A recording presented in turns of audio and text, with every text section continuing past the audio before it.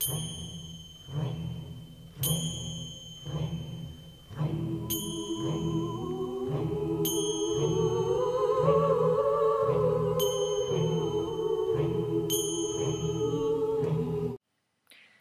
friends, I hope you are having a wonderful Christmas morning. I know that for many of you this morning is time for family, time for opening up presents. Some of you actually may be going to church today and celebrating Christmas at church with your church family. I know for me, my family does Christmas Eve. And I don't know if it's all Latinos that do Christmas Eve, but I know in my family we did, and we did presents on Christmas Eve night as well. So my hairdresser and I were having a conversation about that, and she was like, "Well, how does Santa get you the presents?" And I think we figured out the Santa plan that he hits southern countries first, and then that way he's got time to get up to some of the North American countries by morning time. So it was a little bit of Christmas cheer that we had, and it was pretty funny to figure out, oh, hey, I guess that's how Santa gets the presents around. But what we really celebrate on Christmas Day or Eve is really the birth of something beautiful into this world a long time ago, and that was the birth of Jesus, which was really the human embodiment of real unconditional love here on earth. So as we go forward today and as we prepare to head into the new year, I really like to leave you with this message of going into the new year, recognizing where in our lives we're being limited to not express true unconditional love, and bring into that space an image for you that represents that. So for me, it's Jesus. For you, it might be, a Mother Teresa or a Gandhi or Martin Luther King, whoever it is.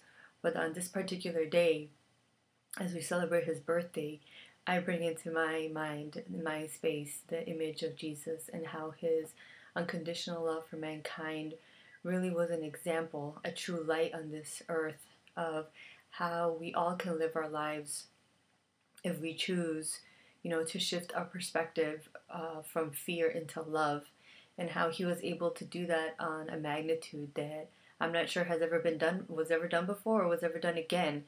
And I guess it was done by other enlightened masters, but I guess it was done in a different way. His mission was a specific one that was meant for him.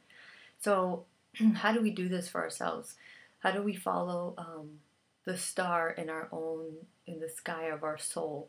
How do we find that star that leads us to the place of birthing something new and wonderful into this earth in the new year? Birthing something simplistic. So if you see the image that is for me, the manger where Jesus was born, I see simplicity.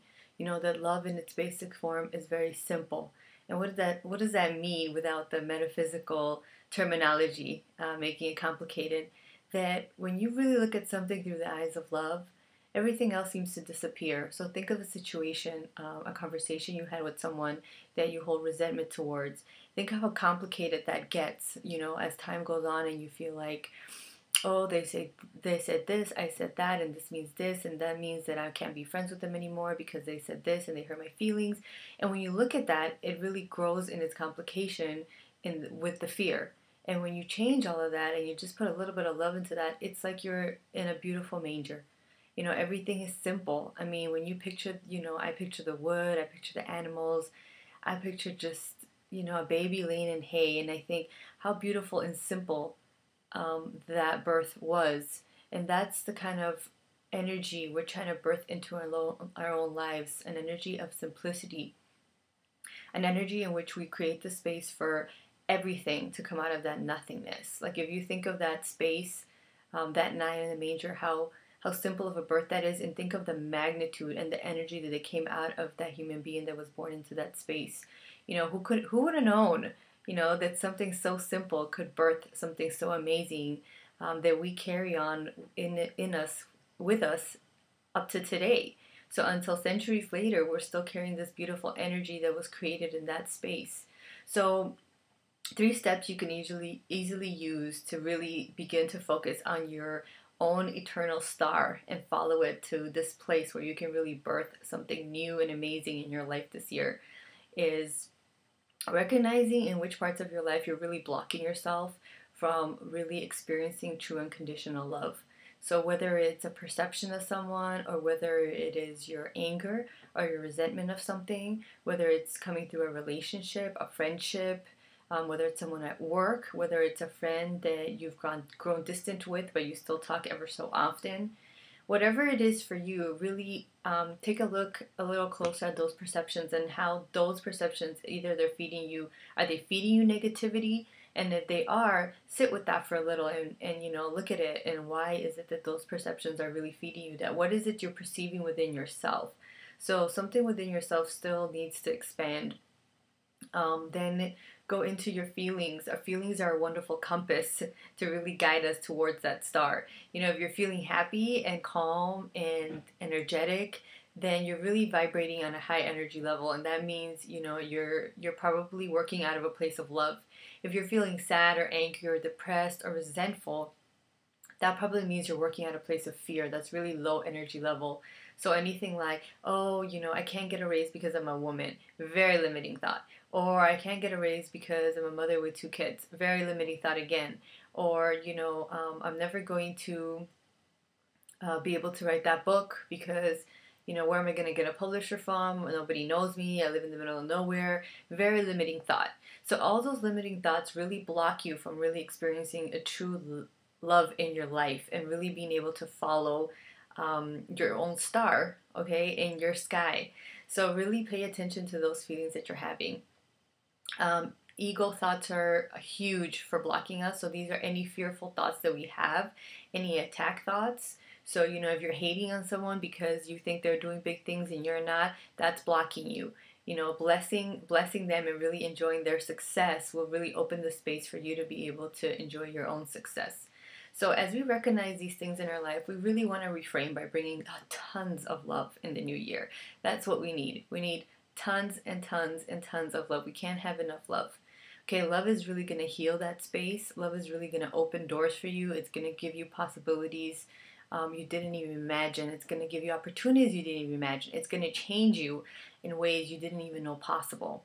That's really the power of love. That's really what it means to really birth in a new you, is that when you give your life over to love, you're going to realize that your old patterns and your old ways of thinking were not serving you any good, and that the old you is going to die at that moment. You're going to be okay with letting that old you go, and you're going to really bring in with fierceness this new you into the new year. You're really going to say, okay, good. I followed the star. It's leading me to this wonderful new place. I'm going to be the energy. I'm going to be the force that really brings this new energy of love into the world. So really reframing it by a lot of love. I encourage you to repeat any kind of I am statements, so things that really empower you. So, I am love in the new year. I am a beautiful creation. I am as God created me. I am healed. I am forgiveness. Anything that I am with a capital I, A, and M, okay? Or M, sorry. Really knowing that you're bringing in something higher than yourself. This is not that self with the lower S that I always say. It's the self with the higher S. Okay, so you're really bringing in something high here, a higher power, a divinity. We're really going to work on really bringing into the divinity into our humanity. And that really was the true, Jesus was really the truest example of this on earth, really combining the divine with the human. So really work on bringing more of that love, really feel these statements. I have some beautiful meditations on my website that use some of these statements to really bring in the divine presence into our lives. So really reframe with, I would say, tons and tons of love, and you're going to see your life begin to change in ways you did not even imagine. And that's what we're ready for. We're getting to that point in our lives and a point in the world where we're really ready to move forward. We've seen the mess that we've made. We've seen how the economy has gone. We've seen the ways that we've tried to make things better by making war, by not actually embracing peace. And I think now we're getting ready as a people to really say, no, we're ready to bring love. We get that we've been doing things a certain way. It's not working. So we're really wanting to follow the star to lead us to this new and more wonderful place where we really can enjoy the simplicity and the beauty of love. And as you do the second step, you'll easily transit into the third step, which is reusing, and really begin to use this energy in your life. And when this energy that you've now reframed from the fear into the love, once the love part comes in and transforms everything, it's really going to come out as a flow, as a natural expression of love. And that is really what miracles are. The Course in Miracles teaches that, love comes miracles come, as a natural expression of love. So once you reframe this, you can't but manifest miracles everywhere. You're going to be a miracle maven because, you really begin to move yourself from the fear that you had into the love that now you feel. And that love is really going to stir things up for you and really make a change in your life.